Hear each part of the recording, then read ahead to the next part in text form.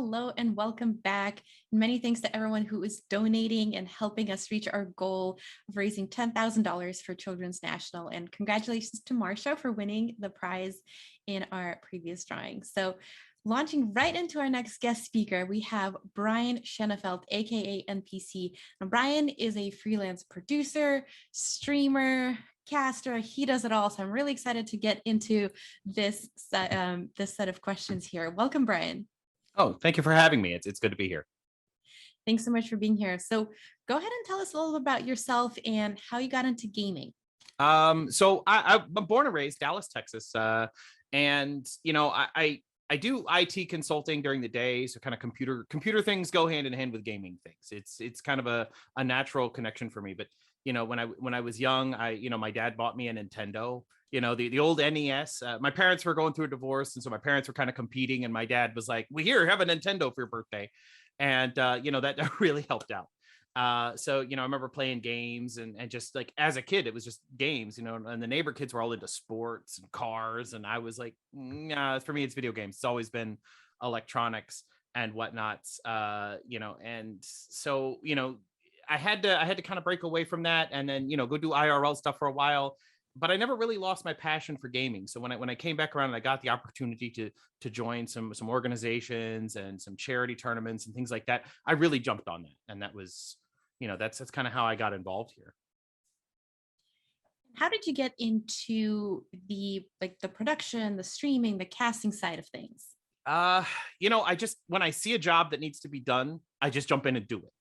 No matter what it is, wherever I go, if there's something that I see I could help out of, so if something that needs improvement, I just show up and I'm like, would you like me to fix that for you? And I'll go do it. And so it kind of makes me kind of the Swiss Army knife of esports, because no matter what organization I'm in, if they need help, hanging flags and banners, I do that. If they need help, composing scenes for production, I do that. If they need help with casting, I do that. If they need admin paperwork, getting teams signed up and locked in for their playoffs and whatever, I do that too. So I'm not great at any one of those things. I never claim to be a pro, but I'm willing to show up and I'm willing to do the work. And that's 90% of esports right there. Is just show up. Absolutely. I mean, it does go a long way, showing up and just being willing to help. I mean, that's Right. like you said, that's 90% of things. But also, production and casting, they take very specific skills. So how did you pick up those skills? Because production is a lot of, software and editing and, maybe Photoshop, things like that. Casting is and streaming is a lot of public speaking and skills like that. So how did you pick up each of those skills? Uh, just practice. Like being in tech, one of my favorite things is the tech of the stream, the production, all the technical ins and outs, multiple cameras, doing things like that. Just like I built some open source wireless webcams for a while, so I could have multiple cameras that weren't all USB connected, and they would pull wireless streams from my own local Wi-Fi into OBS. Doing all that kind of stuff, that's the exciting part for me. So when I do little technical things that nobody else is doing, I get a lot of positive feedback about that. When I hosted an event for the Dallas Fuel on the Dallas Fuel Twitch channel, I built this overlay. And when the Overwatch game, it kind of got into a lull, but I didn't want to switch scenes completely. I had this button on my stream deck where it would bring the casters in on the sides, and they would talk over the game itself, and then I would push the button again and they would fly off, and they had this nice beautiful animation, and I thought it was kind of a small little tiny no big deal tweak, and I got so much feedback about that. I got people asking me, how did you do that? How can I set that up on mine? Because it added so much, because the game is in a lull, but it's not at a point where you want to go back to a different scene. You want to stay in the action because it could start up any second now. But I brought those casters in, and they loved it. And so I ended up teaching people how to do that. It was just something I cooked up on a whim, and it worked out. Speaking of multiple cameras, I do want to say that you have a dedicated dog cam. So I do. Do you mind if we see that really quickly? I do. My dog is definitely the star of my stream. She sits there in Look at her that window. puppy. And whenever something great happens on the stream, like a subscription or a big raid or something, I give her a treat. There, she can hear the bag. She hears the noise and she gets a little treat. She has her own little couch here in the studio, and she gets a treat. And that's definitely the highlight of the stream right there. Yeah, we've had a number of furry, interviewees, co-stars yesterday. So I'm glad we have one today. And what's her name? Harley. Harley. Oh, hi, Harley. She's very good dog. She heard her name. She gives me that side eye. She did. Okay, so NPC, tell us about finding the opportunities, like finding the jobs to work on, because as we heard from some other guests that we had on, is that you do have to specialize somewhat, right? Like I was saying, like production is a very specific set of skills. Like you're obviously very techie, on-air talent is a specific set of skills, but you do it all. You're the Swiss Army knife. How do you go about finding those opportunities? Like how do you just shout on your Twitter like, I do it all, hire me? Like what do you do? You start out by just getting involved. Like I said, you show up and you just do whatever needs to be done. I really came back into esports when I joined the Tranquility community. It's an Overwatch tournament. It's an amateur Overwatch tournament for gold, plat level, diamond level tournament. I joined as a player. I just kind of wanted to play at first. And I saw opportunities to create content for them, to make little silly commercials for their merch store. I saw opportunities to, be a part of their podcast where they break down the plays of the week. It's a little sports center, but for their tournament. It's a really fun little opportunity to kind of get there and get involved. And the more I got involved, the more they were like, hey, we need help with this other thing. We need help with this other thing. Can you produce this? Can you cast this? And I just started saying yes. And I started saying yes. And I was like, this is fun. This is what I love doing. So you start off small. And as far as like getting involved, even with the Dallas Fuel, I'm still not officially working with them. Like it's not like a paid gig, but I show up to every event. Whenever there's a watch party, I'm there. And I joined up with the fan group. And like I said, I see things that need to be done. I'm like, I own a few Dallas Fuel flags. Let me go hang these up outside of this bar. We're just hanging out. I'm going to hang these on the fence at the bar so that people know this is where the Dallas Fuel event is. When they're driving by, they see it. It's a little job that needed to be done, and I could fill that job. So I started doing it. And then all of a sudden they were like, actually, you should be our staff. You should be part of our staff. You should come by and join the round table of the fan club staff. And that way, when we're putting on events, we know we can count on you. And that's really what it boils down to, is that the organization needs to know they can count on you to be there every game, every step of the way, so that when a volunteer opportunity comes along for that organization, you're there and they think of you. They're like, you know what, actually, NPC would be a good choice for this. And there I am. Absolutely. Now you said that you do computer techie stuff by day and this esports stuff by night, if you will, even though it's not literally at night most of the time, I'm guessing. Right. How do you balance that? Because the esports stuff alone, production, hosting, commentating, that is a full-time job. How do you balance that? And how, realistically, how much time can you dedicate to the esports side of things? It's a lot of work. It really is. The esports it's a lot of work. It's a lot more than people see. There's a lot of paperwork and preparation that goes into almost every single thing we do. So for every minute of screen time, there's 2 minutes of off screen time where I'm writing scripts or I'm setting up overlays, or I'm building something, or I'm making sure I've got my bag of dog treats here, whatever it is I've got to do. And it's really tough. And I'm fortunate enough to be a consultant for essentially both, for IT consulting and for esports. So my schedule is very flexible for me. And I guess that's kind of why I haven't been involved in it like all my life, because, earlier in, say, like my 20s, I was very career focused and I was working, a full-time job, and I just didn't have time for esports. But then a little bit later, comes along, I'm able to flex my schedule a little bit more. And a lot of my clients, honestly, when I'm doing esports stuff, they think I'm with another client. So that's, I mean, you are. Yeah, basically, yes. But my phone will ring and they'll just be like, well, maybe he's busy with another client or something. And little do they know I'm playing video games online. So yeah, whatever, So out of your Swiss Army knife of tools and skills, what is your favorite part to do? Like if you could show up to an event or an organization and you could help out at any part, what's your favorite part? I think that's a real tough one. Some of my favorite parts of what I do is like just kind of the admin work, just being part of the team. You know, when I'm a fan of a sports team, I'm a fan of, you know, Dallas Fuel and Team Envy. You know, it's not necessarily the players that make the team. It's the leadership from the top. Hastro, Tasmo, those guys, they care about the players, they care about the organization as a whole, and that attracts me to that team. It's not about their winning seasons or their losing seasons or whatever. It attracts me to that organization as a whole. So when you make friends with them, you make friends with the social media person, you make friends with the art director, you make friends with the people that are behind the scenes, and that's where I thrive. I love to be behind the scenes, like seeing things put together. So when it comes time for like admin work, or when it comes time for just kind of moderating or kind of being a part of that community, that's what I'm there for. On air talent, I'm good at it sometimes, but it can be exhausting. It can be exhausting after being on camera for 3 hours. It's like I got to keep talking. I got to keep engaging, and it gets hard because, like you said, it's a very specific set of skill to be a professional streamer, and that's probably not me. Even though I do some streaming sometimes just to kind of engage with my audience and get a feeling for that and play the games I love to play, that's definitely not the thing I want to be doing for the rest of my life. But you know, if there was an opportunity to work, you know, not necessarily on the production side of things, but the general tech of production, I probably wouldn't turn it down. Have you encountered any specific challenges now, like due to the pandemic, or is your work so tech based that it hasn't really been impacted? It actually helped me out quite a bit. I'm not gonna lie. Okay. I was one of those people that benefited a lot. I never really wanted to go out.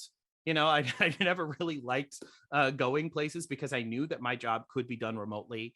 Um, being in tech and tech support, a lot of the clients I have would want to see me on site. They felt like, can't you come and take a look at this? Now, I can solve this remotely, and they're like, but we still want you to come out here. And I'd get out there and I'd get stuck for 3 hours because it's, oh, and one more thing, and oh, while you're here, do this.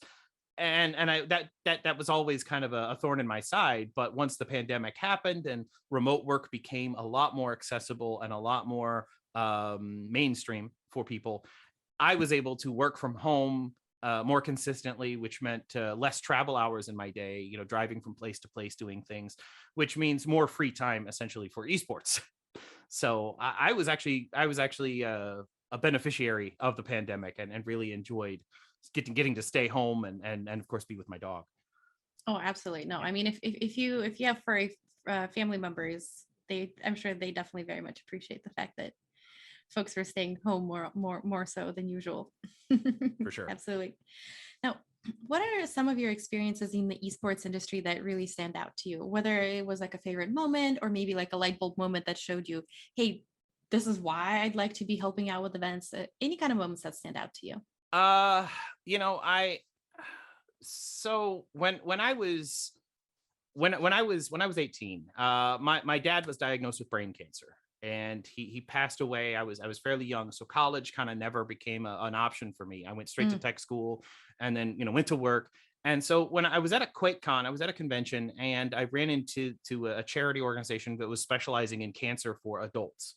And it wasn't, St. Jude for kids or anything like that. It was for adults with cancer, and it was gaming focused. And that spoke to me because I had that personal connection, and I joined up with them, and I did a lot of partnerships with them, and they do a lot of work. Their name is One Up on Cancer, and they do a lot of good work. And that that moment, that was the moment I decided this is where gaming and my life intersect again, because I had kind of deviated from that, and like I said, gone to a career path. But then at that moment, I was like, I can actually use my hobby of gaming to do good here. And so all these charity events, and so I got involved with them, and then I got involved with Tranquility. And I suppose like the pinnacle would obviously be being part of the Dallas Fuel channel. I really enjoyed that. I mean, it's like that's what got me started on that road, and now I'm here, and I look back and I'm like, all this came just because on a whim I was at a convention and I thought, I got to get involved with this charity, and how can I best do that? And so everything kind of circles around together, and the connections you make from one opportunity lead to the connections to another, lead to the connections to another. And here I am on the desk, producing and hosting a Dallas Fuel event on their Twitch channel before the Battle for Texas, and it became a whole thing, and it grew out of control. And I look back on it and I think, wow, I'm so just, I don't know, I'm amazed at how well all this just kind of came together when I didn't really plan it. Yeah, at first I do want to say I'm so sorry to hear that, your dad passed away, and cancer is always just so difficult to deal with. So that's definitely a tough start, and just in a tough to your career, but also just a tough life event. So sorry to hear about that. I am really happy to hear that you found this organization, because there are so many organizations that focus on kids, especially when it comes to gaming, which is really important because, Right. it's important for kids to get a good start in life. But I think it's also important to not forget the adults, because these things still happen to adults. And when it comes to gaming, we're adults. All of the speakers we had Right. are adults, and it's nice to see that there's still organizations that cater to what we need. And there are a lot of folks switching careers. You switched your careers when you were an adult, so helping adults make that jump into esports rather than helping a kid start in esports very young, I think that's a very important side of things as well. Esports definitely needs some of that mature leadership. There's a lot. It's definitely a young person's game. You go into an office at like Team Envy, and almost everybody there is under 30. So it's a high energy environment, and it's definitely a young person's game. There's a lot of college interns there. There's a lot of that kind of thing, and that's great because that's what more companies need. There's a lot of traditional businesses that are established, and that's just they're doing things this way because this is the way we've always done them, and this is just the way it's going to be. And there's that glass ceiling sort of right mentality. Whereas in esports, since everybody's a lot younger, it's a lot easier to make advancements in the way that culture works. So it's a different culture completely. It is. But so let's talk about Dallas Fuel, because that's sort of the current and the next thing on the horizon for you. Talk to us about the work that you do for Dallas Fuel. So like I said, I'm not officially employed by Team Envy at all, but I am part of the F214, which is a supporters group that's Dallas based that kind of supports all Team Envy operations. So Call of Duty League, Rocket League, the Halo team. They recently purchased a tag team, a professional like chase tag. That's pretty Wow. fun. So every time they have events here in Dallas, we send out a little squad. We find the fans for that, and we go to those events and we hold the banners and we cheer and we have chants, and we lead kind of the audience to cheer for the Team Envy team and Dallas Fuel. It started out as a Dallas Fuel org, and then we kind of expanded. And that's kind of how I got involved. I just showed up at every single event. I own every piece of merchandise, right? I have everything we need. And so when I go to these events, they know me, they recognize me. The staff does, the people that take the tickets, the people that sell the merchandise, the people that work the events, they know who I am. And so when most recently we had this Battle for Texas where Dallas Fuel was playing the Houston Outlaws, they had their main event, and Fahrenheit 214 was going to put on kind of an amateur tournament between Dallas fans and Houston fans, and it kind of evolved into a thing. And Dallas was like, well, let's Team Envy said, let's put that on our channel, let's put that on our media, and kind of build up to it like an undercard fight to a main event. And we did that, and it just kind of evolved naturally on its own. But they knew that they could trust me, and they could trust the people I was hosting with to keep that on a professional level and to make it look good, as opposed to some amateur event and people like swearing on stream and stuff like that. They knew that they could trust us because my brand is very PG-13. I'm very much an internet dad. Whenever people break the rules in our tournaments, I message them. I'm like, hey, look, I'm really disappointed in you. Okay, you're better than this. I know you are. Let's move on. I give them that disappointed dad talk, and it works out more often than not. That's good. That's good that it works out. Do you envision yourself specializing in anything, or do you think you're just going to be the Swiss Army knife for forever? Uh, That's your goal. that's a really good question. I think that if there was an opportunity, and there was a paid opportunity, and an organization came and said, hey, we want you to be the production guy, or we want you to be the host, or we want you to be an on-air personality, whatever they wanted me to be. If this was a paid gig, I wouldn't mind specializing and doing that one thing. But as of right now, just because of the amount of volunteer opportunities available to help networking, I think Swiss Army Knife is the way to go for like making those connections. I will do literally anything you need me to do. It won't be great, but I'll do it. and we'll see how it goes. And I can make connections in the video editing world. I can make connections in production. I can make connections in casting. I can make connections anywhere, and then find, where the need is, and I'll fill it. Talk to us a little bit about networking, because that's something that keeps coming up over and over again, not just in this interview, but in every single interview that we've had. Obviously, networking is very important to any kind of job that you'd like to do, and esports is no different. What does it really entail? Because I think for somebody maybe who's in high school or even in college, they hear networking and it's a very general term, like, okay, I go to an event and I talk to people.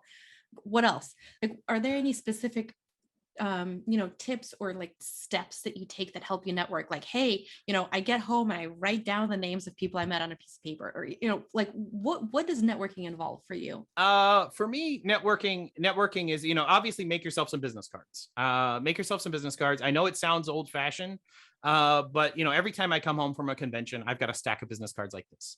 I've got a giant stack, and some of them are indie games I want to play. Some of them are development teams. Some of them are, streamers. Some of them are people. They're just people I met.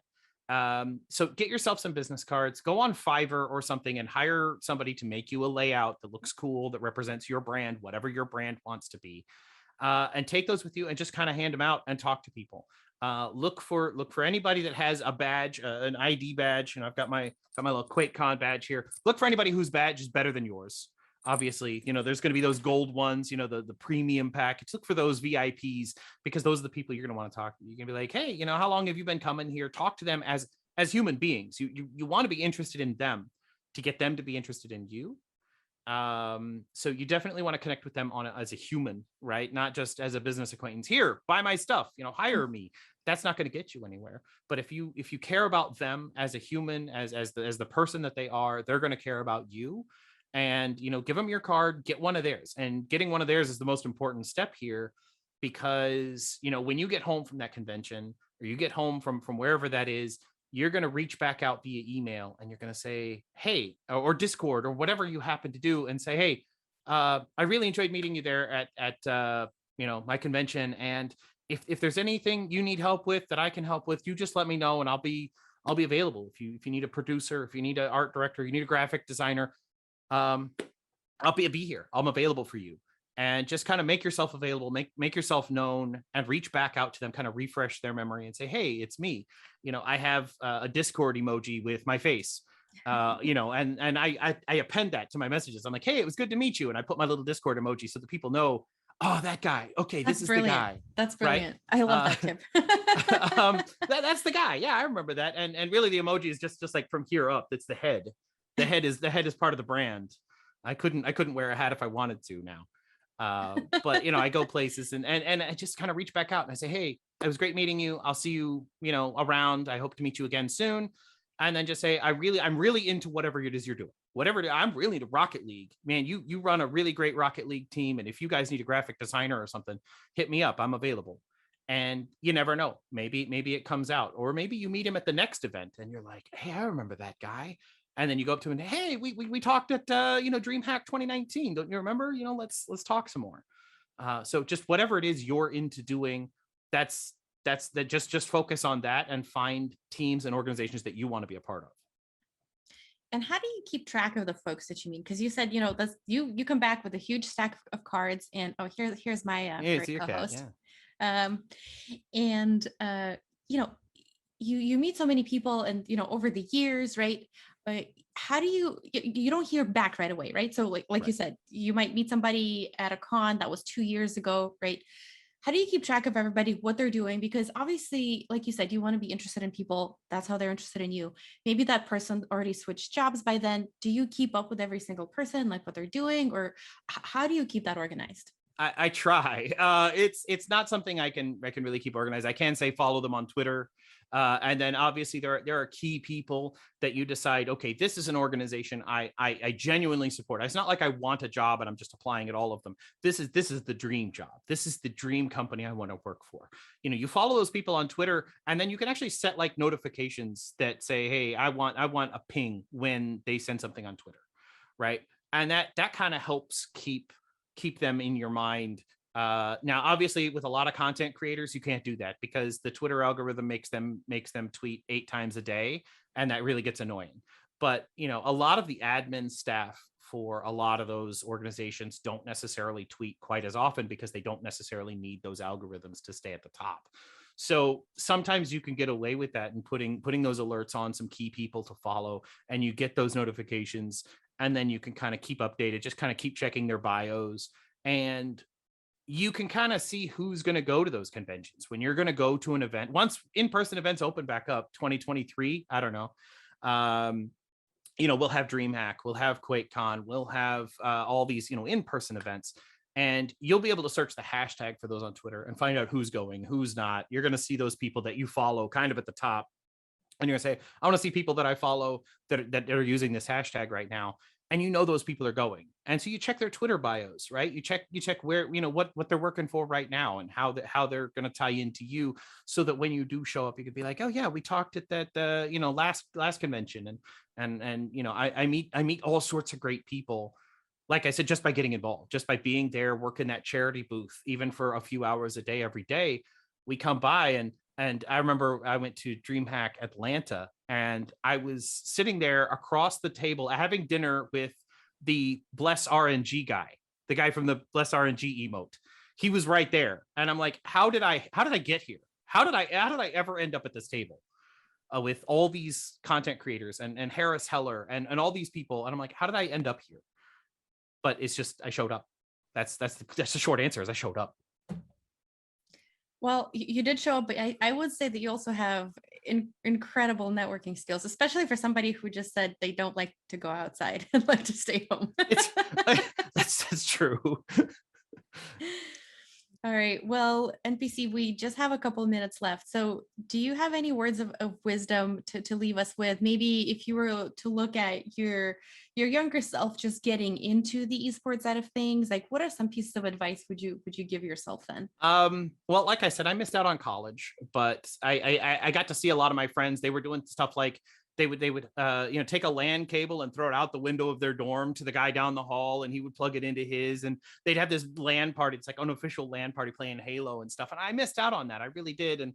And all I can tell you is if you're in high school or you're in college and they don't have an esports program, try to find someone to get one started, because I guarantee there are other students that want to play. And play the games together. It's kind of like high school football. It's like a regular sport. There's teamwork, there's all those life lessons that your parents want you to learn by playing traditional sports. You can learn those here in esports. There's personal accountability, there's discipline, there's training, there's all that stuff that goes into that, handling losses and dealing with the mentals. It's all part of esports, and finding the right coach at your school, finding the right teacher sponsor that can apply those skills is going to be fantastic. And you will find players that want to play. And maybe you could start out something simple, like a small Smash Brothers tournament for the whole school, just to kind of get a feeling of how much interest there is. And then from there, start a team, start an organization. And then if your school has one, get involved with it. Not everybody's good enough to be a pro player. Okay. I thought I was good at video games, and then I saw pro players play, and I decided I wasn't ever good enough for that, but I still love the game. Mm-hmm. And no matter what it is you're good at, no matter what your talent or your specialty is, esports organizations need, they need marketing people. They need accounting people. They need social media. They need managers, translators, lawyers, artists, doctors, receptionists, IT staff, photographers, you name it. If you're into it, esports is a business, and they need whatever you're doing. So don't feel like, oh, I can never make it as a pro player, so I'm just going to go be a CPA. Well, be a CPA for an esports team. Be whatever it is you want to be, that also includes your passion. And you're going to meet connections. You're going to get things.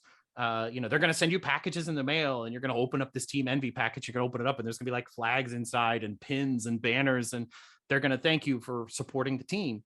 And you're going to be like, wow, cool. And that's what keeps me involved. So I got to tell you, just show up and be excited to be a part of it. Don't sit at home in your room playing Fortnite, wishing that you were playing with your high school buddies, because you could be playing with your high school buddies at high school, and, like with your friends. And that's something I wished I had gotten involved in earlier. and it wasn't really a thing when I was younger. But now that it is, I really wished I could have done that. That's great advice. So show up and network.